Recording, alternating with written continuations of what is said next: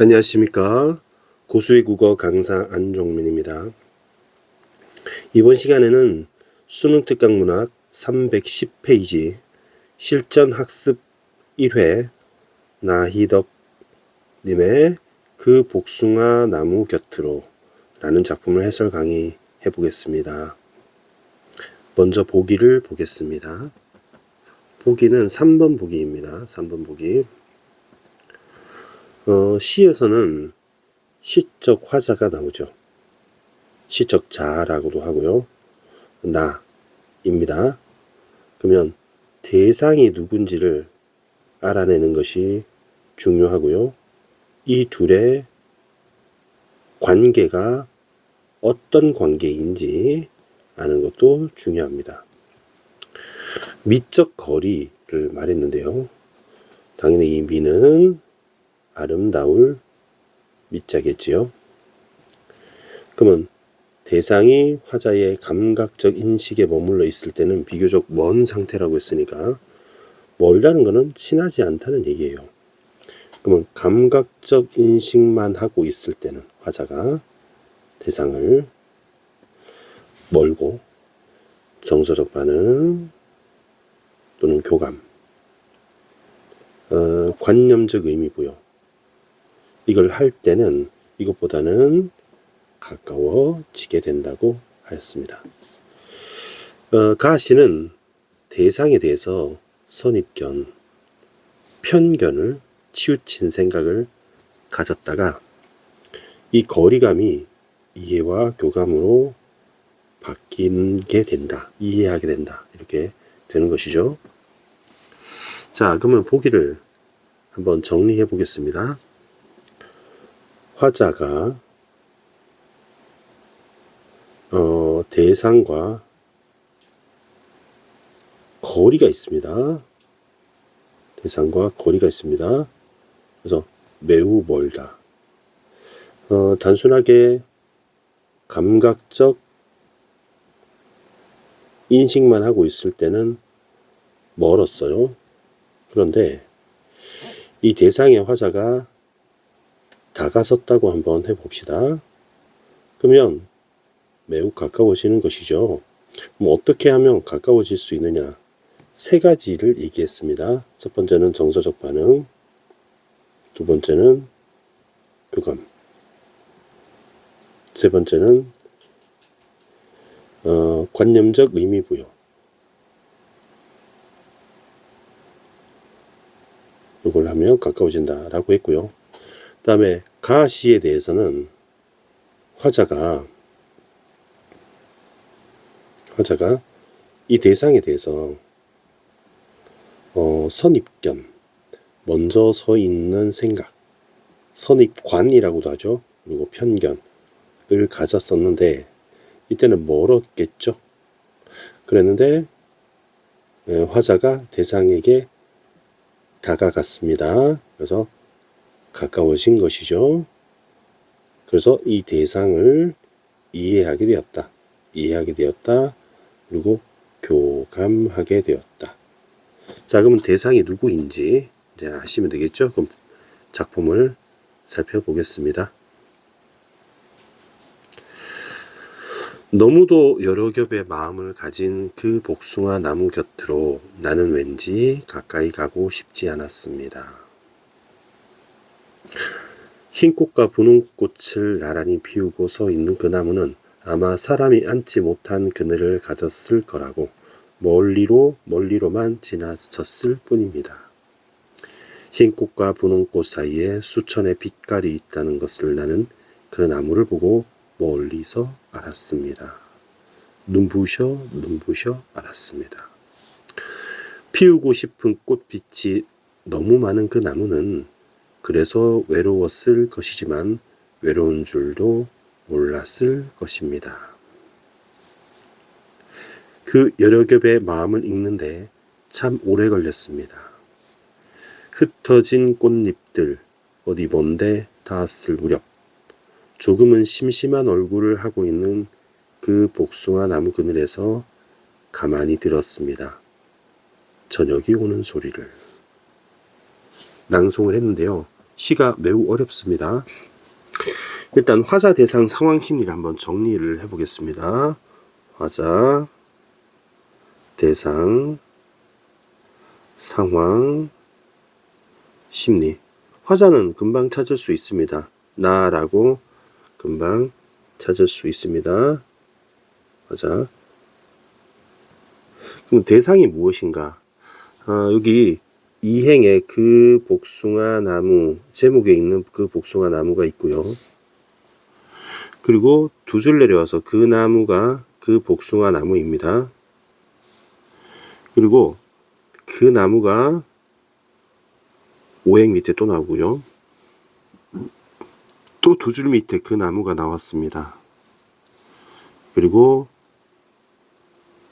마지막 연에서도 그 복숭아 나무가 나왔습니다. 자, 그러면 그 나무와 그 복숭아 나무가 대상이 되겠죠. 그 복숭아 나무가 대상이 됩니다.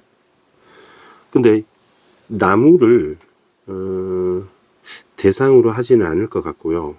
이 복숭아 나무는 도대체 인간 중에 누구를 말하는 것일까? 이걸 여러분 상징적으로 비유적으로 누굴 돌려서 말한 것 같은데 누구를 말하는 것이지 생각을 해보면 되겠습니다. 상황 보겠습니다. 일단은 가까이 가고 싶지 않았대요. 사람이 앉지 못할 그늘을 가졌을 거라고 생각을 했고요. 그래서 이 나무를 멀리로만 지나쳤을 뿐이라고 했어요. 나중에는 멀리서 이제 알았다는 겁니다. 깨달았다는 거죠. 그러니까 세모에서 동그라미로 바뀝니다. 그리고 이 마음을 읽는데, 교감하는데 오래 걸렸다고 했고요. 이제는 이해하게 된 모양입니다. 그리고 맨 마지막에 저녁이 오는 소리를 듣게 되었다는 겁니다. 그럼 보기를 조금 도움을 받아서 상황을 생각을 해보면 이 복숭아 나무에 대해서 이제 바라보고 있다가 떠나게 된 것이죠. 그 이후에 복숭아 나무 곁으로 돌아오게 되었습니다. 화자는 계속 복숭아 나무를 관찰을 하는 행위를 하고 있고요. 자, 그럼 심리는 이 복숭아 나무에 대해서 선입견을 가졌는데, 선입견 편견에서 벗어나 그 나무를 이해하게 되었다. 그러면 이제 너무 오래 걸렸던 이해하는 마음을 오래 걸린 것에 대해서 후회하는 것도 있고요. 또 늦게 알게 되어서 미안한 마음도 있을 것이고요. 그리고 이제야 깨달았다는 것도 있을 것 같습니다. 자, 그러면 누군가에 대해서 우리가 선입견을 가졌다가 나중에 그분이 그런 나쁜 사람이 아니었구나 하고 이해하게 되는 경우가 있죠. 뭐 그런 시를 썼다 이렇게 볼 수 있겠죠. 근데 조금 납득이 안 됩니다. 그런 얘기를 하려고 이런 시를 썼다? 이해가 안 되네요. 한번 다시 보겠습니다. 너무도 여러 겹의 마음을 가진 그 복숭아 나무 곁으로 하니까 이 복숭아 나무가 너무 여러 겹의 마음을 가지고 있어요. 여러 겹의 마음이. 그래서 되게 복합적인 것 같고, 도대체, 확실하게 이 나무를 이해하지 못해서 되게 복잡하고, 그래서 나는 이 나무를 멀리 했던 거죠. 거리감이 있습니다. 거리감을 두었습니다. 거리감이 생겼던 거죠. 안 친한 겁니다. 흰 꽃과 분홍 꽃을 나란히 피우고 있습니다. 그 나무의 색깔은 두 가지입니다. 흰 꽃, 분홍 꽃, 복숭아 나무. 사람이 앉지 못할 그늘을 가졌을 거라는 이제 선입견이라고도 할 수 있고, 그 나무는 사람이 앉지 못한 그늘을 가졌어 라고 선입견, 선입관, 고정관념, 치우친 생각, 편견을 내가 가졌어요. 그래서 내가 가까이 가고 싶지 않아서 멀리로 지나쳤습니다. 그래서 거리감을 뒀어요. 그런데 요 시가 지금 쌤 선을 꺼볼게요. 여기서 상황이 달라집니다. 이제 그 나무를 이해하게 되었다가 여기서부터 반전이 일어나게 돼요. 그러니까 요 이전까지는 복숭아 나무를 이해하지 못했던 마음이었다면 마이너스, 이제는 이해하게 되었다로 바뀌는 부분이 요 부분이 됩니다. 요 부분을 위아래로 경계로 나눌 수가 있겠죠. 자, 그러면 다시 돌아와서요. 흰 꽃과 분홍 꽃만 있는 줄 알았더니 그 사이에 수천의 빛깔이 스펙트럼이 있다는 걸 알게 되었어요. 그리고 그 나무를 보고 이제 알았다는 것은 그 나무를 이해하게 되었다, 깨달았다, 이해하게 되었다, 공감하게 되었다, 이런 뜻입니다. 그 예전과 달리 눈부셔 알았다는 것은 굉장히 큰 깨달음인 것 같습니다. 감동을 받으면서까지 알았다, 그렇구나, 그랬구나 라고 깨달았다는 거죠. 도대체 누굴 말하는 걸까요? 그 나무는 피우고 싶은 꽃빛이 너무 많은, 그러니까 흰 꽃과 분홍 꽃 사이에 수많은 스펙트럼이 있는 것이요. 그래서 외로웠을 것이지만 외로운 줄 몰랐을 것입니다. 이것도 무슨 소리입니까? 꽃빛이, 피우고 싶은 꽃빛이 많은데 외로웠는데 외로울지 몰랐다. 뭐 역설법이잖아요. 근데 외로웠는데 외로운 줄 몰랐다. 이것도 무슨 말입니까? 그리고 그 마음을 읽는데 참 오래 걸렸습니다. 그러면 그 나무는 도대체 누구일까요? 흩어진 꽃잎들 어디 먼데 닿았을 무렵은 이제 봄에 꽃이 피니까 이제 봄이 지나면 여름이 오면 잎이 나고 꽃은 사라지겠죠. 그리고 그 나무는 좀 심심한 얼굴을 하고 있다고 얘기를 하고 있어요. 좀 심심한 얼굴을 하고 있다고 얘기하고 의인법을 계속 쓰고 있습니다. 그때 저녁이 오는 소리를 들었다. 이건 또 무슨 얘기인가? 날씨가 좀 어렵죠. 자, 여러분, 이 시는 여러분 수능 특강에 실려있는 시 중에 가장 어려운 시입니다. 이해하기가. 자, 여러분 누가 떠올랐어요? 이해하기 힘들었는데 여러분 친구들 중에 처음에는 좀 이해를 못했다가 나중에 이해하게 된 친구들이 있을 수 있죠. 근데 여러분 그런 경험을 시로 쓸 만큼 강력한 킥이 있는 그런 경험은 아니잖아요. 자, 제가 한번 얘기를 해볼게요. 어떤 누군가에 대해서 십수년간 또는 수십 년간 단단히 오해를 하고 있다가 나중에서야 그랬구나 알게 되는 그런 대상. 잠깐 친구와의 오해에서 몇 달 있다 풀리는 그런 관계가 아닌 거죠. 그러면 선생님이 그 누구를 부모님이라고 대입을 해볼까요? 우리 세대 간의 갈등은 항상 존재하잖아요. 부모님을 100% 다 이해하는 사람은 없을 거예요. 누구든 부모가 되기 전에는 자식이었거든요. 그리고 나중에 이제 다시 부모가 되죠. 여러분이 자식이라면 언젠가 부모가 되겠죠. 저 역시 예전에 자식이었고 부모님으로 한번 생각을 해봅시다. 자, 대입을 해봅시다. 이건 누구를 말하냐면 부모를 비유하는, 부모를 상징하는 또는 비유하는 단어라고 생각을 해보죠. 부모님. 부모님은 여러 겹의 마음을 가졌어요. 어떨 때는 나를 혼내기도 하고, 어떨 때는 따뜻하게 대해주기도 하고, 엄하기도 하고, 엄마 아빠가 싫어질 때도 있고. 내가 부모에 대해서 점점 자라면서 엄마와 아빠를 가까이 하지 않고 친구를 가까이 하고 부모님과 많은 대화를 나누지 않았던 경험이 있을 수 있습니다. 그래서 그 나무는 흰꽃, 분홍꽃 두 가지 색깔만 피우고 있어요. 그죠?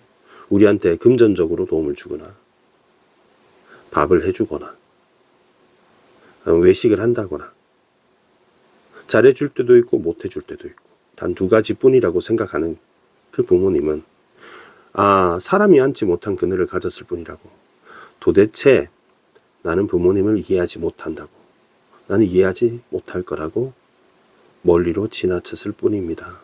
저 나이덕 시인은 되게 특이한 경험을 가졌는데요. 이분이 어렸을 때 부모님이 특이한 이력을 가지고 계셨어요.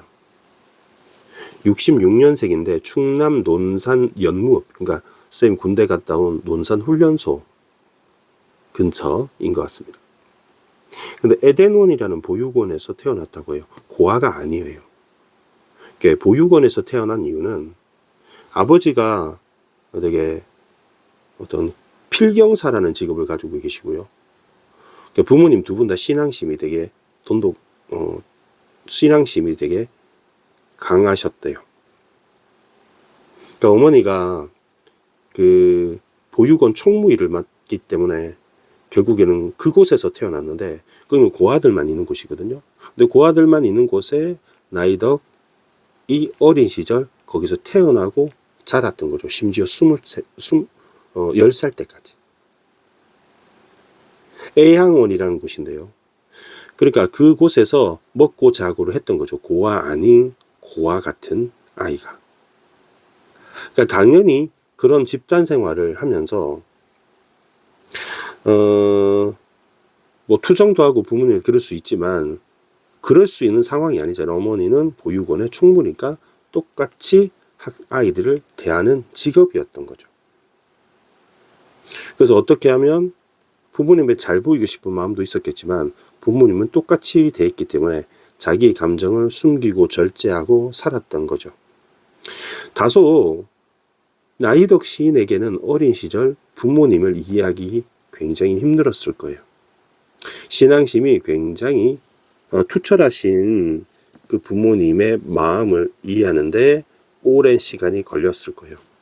정도의 차이지만 우리는 어렸을 때는 부모님이랑 친하지만 점점 자라면서 부모님 곁을 떠나가고 세대 갈등을 겪는 것이 크기의 차이는 있지만 다들 존재하는 건 사실입니다. 왜냐하면 MZ세대인 여러분과 기성세대인 부모님과의 관계가 이게 많은 시간의 변화가 있기 때문에 생각의 차이가 있다는 거죠. 근데 부모님이 흰꽃과 분홍꽃이라는 두 개의 색깔만 있는 줄 알았더니 수많은 마음들이 있다는 걸 나중에 내가 커서 멀리서 직장 생활하고 결혼도 하고 군대도 갔다 오고 애도 낳고 떨어져 있어 보니까 내가 부모가 돼 보니까 시간이 지나니까 내가 성숙해 보니까 고생해 보니까 부모님이 그래서 그랬구나 하는 걸 깨달았다는 얘기죠. 그리고 눈부셔 깨달았다는 얘기는 부모님이 그랬다는 것을 너무 미안한 마음과 감동의 마음, 그랬구나 라는 걸 알게 됐다는 거죠. 그리고 부모님도 피우고 싶은 꽃빛이 많았다는 것은 부모님은 자녀에게 무조건 희생적인 존재가 아니라 하고 싶은 욕심도 많으시고 나와 같은 젊은 시절을 보냈던 분들이라는 걸 이제야 알았던 거죠. 그리고 이 시에서 가장 어려운 외로웠을 것이지만 외로운 줄 몰랐습니다를 선생님이 두 가지로 해석을 해볼게요. 첫 번째는 부모님께서는 우리가 당신의 곁을 떠나서 군대도 가고 결혼도 하고 또는 가출도 해서 우리가 부모님과 멀리 거리감을 뒀을 때 얼마나 많이 마음이 외로웠겠어요. 하지만 자녀가 있다는 사실만으로도 외로운 줄 모르고 든든해 하셨을 거다. 이렇게 해석할 수 있죠. 두 번째는 부모님이 하고 싶은 우리 늘 마음은 청춘이잖아요. 그랬기 때문에 점점점 당신 곁을 떠나가는 사람이 많아졌을 때 외롭지만 하고 싶은 것들이 때문에 꿈 때문에 외로운 줄 모르고 사셨을 거라고 해석할 수도 있겠죠.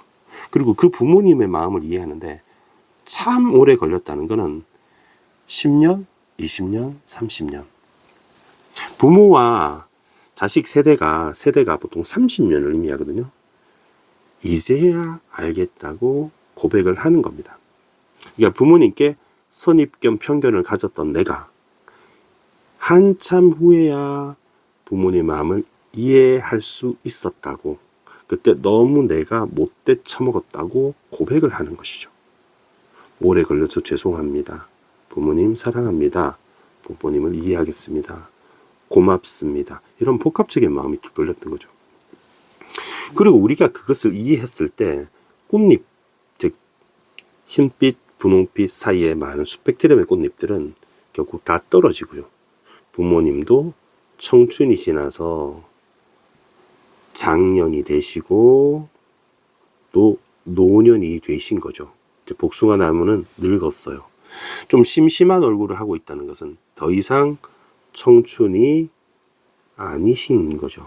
그러면 그 부모님의 그늘에서 저녁이 오는 소리를 들었다는 것은 깨달음의 의미로 보여집니다. 아침, 점심, 저녁 할 때 저녁이 여러분 하루 일과를 마치고 정리하는 시간이잖아요. 저녁에 내 마음을 밖에서 피곤하고 고생했던 내 육체와 마음을 휴식하고 쉬는 시간이죠.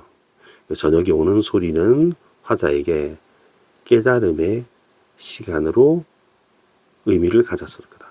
그럼 이 시를 이해할 때 이 복숭아 나무가 누구일까를 부모님으로 대입하는 순간 한 큐에 싹 정리가 됩니다. 그럼 어릴 때 부모님을 점점 머리 굵어지면서 부모님 곁을 떠나게 되고 나중에 철이 들어서야 돌아오게 되었을 때 부모님의 마음을 이해하는 과정 속에서 나는 이해하지 못했던 자신을 자책하고 미안하고 이제야 깨닫게 되고 고마운 마음도 느끼게 되는 것이죠. 따라서 이 복숭아 나무는 어떤 사람의 치환이다. 그러면 꼭 부모님만 되느냐? 그렇지는 않습니다. 선생님이 될 수도 있고요. 목사님이 될 수도 있고요. 오랜 세월이 지나서야 그분을 알게 된 야구로 따지면 스포츠로 감독님이 될 수도 있고요. 등등 누구든 다 될 수 있는 겁니다, 사실은. 근데 선생님이 좀 비근한 아주 가까운 예로 들었을 때 부모님으로 대입하게 됐을 때 쉽게 이해될 거라 라고 본다면 인간적인 보편적인 감정이라고 선생님은 생각을 한 겁니다. 그래서 이 시인도 부모님을 생각하면서 이 시를 지었을 거라고 저는 한 90% 이상 생각을 합니다. 왜냐하면 이 시를 처음 봤을 때 저도 시인도 내가 어렸을 때 부모님에 대한 생각과 지금의 생각이 달라진 것을 시인은 이렇게 표현했었구나 라는 느낌을 시를 읽으면서도 점점 느끼게 되었거든요. 그래서 이 시는 단연코 여러분이 만난 시 중에 베스트 10 안에 들 정도로 어려운 시이자 수능 특강에서는 가장 어려운 시라고 유기적 해석이 어려운 시라고 생각할 수 있습니다. 자, 따로 쌤이 유기적 해석을 그림을 통해서 그리지 않겠습니다. 그러면 이제 세 가지 작업을 할게요. 작가 나희덕님은 1966년생이고요. 아까 어린 시절 얘기를 했는데 충남 논산에서 출생하셨고 연세대 국문과 나오셔서 지금도 대학에서 강단에서 강의를 하고 있습니다. 자, 그 복숭아 나무 곁이라고 해서 이게 대상이 되는 것이고요. 곁으로 갔다는 거니까 이거는 지금 현재 상황으로 볼 수 있겠습니다. 그죠? 상황으로 볼 수 있겠습니다. 그리고 출제 가능성과 관련해서 나희덕님은 3번 평가원에 출제가 되는데 2022년 3년 전에 출제가 되었단 말이죠. 그러면 올해 출제되기는 조금 너무 가깝지 않나 생각이 듭니다. 그래서 작가의 어떤 네임밸류를 따지면 별 5개짜리지만 음지의 꽃 버섯을 찬양하는 그 시가 나왔고 심지어 14년에는 그 복숭아 나무 곁으로 나왔죠. 그래서 이 시가 너무 안타깝지만 가장 3년 전 최근 나희덕 시인이 출제되었기 때문에 또 바로 출제되기에는 좀 어렵지 않을까. 그래서 한 40% 별 2개 정도로 보았습니다. 마지막으로는 표현 한번 해보겠습니다. 표현. 가장 중요한 수사법은 의인법이라고 볼 수 있겠죠. 왜냐하면 복숭아 나무를 마음을 가졌다고 표현했으니까 의인법으로 볼 수 있겠고요. 그리고 복숭아 나무가 꽃잎이 있기 때문에 겹이라고 얘기를 한 겁니다. 근데 마음이라는 추상적인 것은 엄마 손파이처럼 겹이 있는 건 아니죠. 겹이 있는 건 아닙니다. 그래서 요거는 구체적인 표현이죠. 그럼 추상의 구체화, 관념의 구체화 이렇게 표현할 수 있습니다.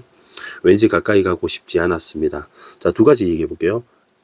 at이라고 하는 과거 시제 선어 말어미를 사용했습니다. 따라서 이거 과거형이니까 현재법이라고 하면 안 되겠습니다. 문제도 하나 나와 있습니다. 과거형이기 때문에 현재법이다, 현재 시제를 사용했다, 이런 말을 하면 틀립니다. 그 다음에 두 번째는 씁니다죠. 뒤에도 입니다가 있고요. 입니다, 씁니다, 그 다음에 뒤에도 씁니다 있습니다. 그래서 요 세 개를 묶어서 설명을 세 가지로 해드리겠습니다. 일단 존댓말이죠. 우리는 선지에서 이런 말을 만날 수 있습니다. 경어체 사용, 존경하는 말을 사용했다. 또 두 번째는 종결어미, 평서형 종결어미거든요. 하십시오체의 평서형 종결어미의 반복이다. 당연히 운율이 생기겠죠. 이렇게 출제가 될 수 있고요. 그 다음에 세 번째는 여러분 그 라임이죠. 라임. 노래에 라임 맞추잖아요. 라임을 국어에서는 각운이라고 해요. 각운. 달이 각자, 달이 오는 운율이다. 이렇게 세 가지 봤고요. 흰 꽃, 분홍 꽃이니까 색채어가 사용되어 있습니다. 색채어는 색채 이미지도 됩니다. 그 다음에 그 나무가 반복이 되는데, 이거는 시어 반복이 아니라 그 나무니까 띄어쓰기 되어 있죠. 식구 반복이라고 얘기합니다. 첫 번째 문제하고 관련됩니다. 그 다음에 사람이 앉지 못할 그늘을 가졌을 거라고 멀리로 반복법이 사용이 되었고요. 그리고 흰꽃, 분홍꽃, 색채 대비라 봐도 되겠습니다. 그리고 시각적 심상이 있는 거고요. 수천의 빛깔이 있다는 것을 나는 그 나무를 보고 멀리서 알았습니다. 눈부셔. 이제 요것도 반복이 되겠죠. 알았습니다. at하고 씁니다. 계속 반복되고 있습니다. 피우고 싶은 꽃빛이 너무 많은, 이건 전부 다 의인법이죠. 외로웠을 것이지만 외로운 줄 몰라. 그러면 언어와 외롭다는 말과 외로운 줄 몰랐다는 말이 언어와 언어가 겉으로는 모순이 일어납니다. 자, 그러면 겉으로는 모순이 일어나지만 속에는 진리를 담고 있는 것이죠. 그래서 역설법이다. 선생님 첫 번째 말했던 거 좀 설득력 있죠. 자식이 떠날 때 외로웠지만 자식이 있다는 사실만으로 외롭지 않으셨을 겁니다. 라고 이해하면 되겠죠? 여러 개 마음을 이해하는데 참 오래 걸렸습니다. 이거는 시간 순으로, 시간의 흐름에 따라서 이렇게 진행을 하고 있습니다. 예전에는 그 부모님을 피상적으로 이해했다면, 부모님을 뭐라고 할까, 이전에는 이제 피상적인 접근을 겉으로만 이해하다가 부모님의 마음을, 부모님의 본질적 이해를 하게 되었다. 이런 말도 쓸 수가 있는 것이죠. 그리고 마지막은 심심한 얼굴의 의인법이고요. 복숭아나무 그늘에서 가만히 들었습니다. 저녁에 오는 소리를, 이거 뒤집어 볼까요? 저녁에 오는 소리를 가만히 들었다 하면 도치법이 사용되었다. 소리니까 청각적 심상이 사용되었다. 저녁에 오는 소리는 나지 않죠. 저녁은 시간입니다. 시간은 소리를 내지 않죠. 그래서 시간의 구체화, 이렇게 말할 수 있겠죠. 그리고 끝에 이렇게 도치를 사용하니까 여운도 많이 생기고요. 자, 이것으로 충분히 이해되셨을 거라고 생각을 합니다. 자, 오늘은 다소 어려운 작품 나이덕의 그 복숭아나무 곁으로를 살펴보는 시간을 가졌습니다. 자, 질문 있으면 댓글 남겨주시고요. 여러분 좀 깨닫고 감동이 느껴지시면 댓글에 남겨주시면 고맙겠습니다. 질문도 댓글, 또 작품 신청도 댓글로 하시면 됩니다. 구독, 좋아요 부탁드리겠습니다. 고수의 국어는 항상 최선을 다해 강의를 하겠습니다. 여러분 고맙습니다.